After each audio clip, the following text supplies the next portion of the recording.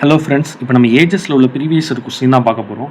இந்த கொஸ்டினில் என்ன கொடுத்துருக்காங்கன்னா m is equal to 16, அதாவது மேரியோட வயசு வந்துட்டு 16 வயசுன்னு கொடுத்துருக்காங்க. தம்பியோட வயசை விட 4 மடங்கு பெரியவள்னு கொடுத்துருக்காங்க. அப்போ 4:1. சரிங்களா? தம்பியோட வயசோட 4 மடங்கு பெரியவள். இதில் 4 தான் 16னா 1 எவ்வளோன்னு பார்த்தோம்னா நம்ம தம்பியோட வயசை கண்டுபிடிச்சிடலாம். ஸோ இதை கிராஸ் மல்டிப்ளை பண்ணிங்கன்னா 4x is equal to 16. அப்போ x is equal to 4 yearsனு வரும். சரிங்களா? இதுதான் தம்பியோட வயசு. இப்போது என்ன கொஸ்டினில் என்ன கேட்டிருக்காங்கன்னா,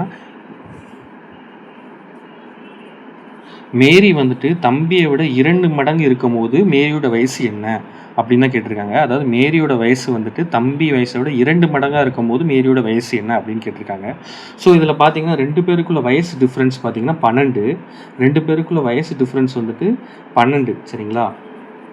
அப்போது இதுலேயும் அவங்களுக்கு 12 வயசு தான் இருக்கும். இதுலேயும் அவங்களுக்கு 12 வயசு தான் டிஃப்ரென்ஸ் இருக்கும். இந்த ரெண்டுக்கும் ஒன்றுக்குள்ள டிஃப்ரென்ஸ் என்னென்னு பார்த்தீங்கன்னா 1. ஸோ 1 தான் 12னா நமக்கு மேரி வயசு தான் தேவை. அப்போது 2 என்னன்னு கண்டுபிடிச்சிங்கன்னா நமக்கு மேரியோட வயசு என்னன்னு கண்டுபிடிச்சிடலாம். சரிங்களா? ஸோ அதை கிராஸ் மல்டிப்ளை பண்ணுங்கள். x is equal to 2 into 12, x is equal to 24 years. அப்போது இது இந்த சம்முக்குள்ள ஆன்சர் வந்துட்டு 24 years தான் இந்த சம்முக்குள்ள ஆன்சர். Thank you friends.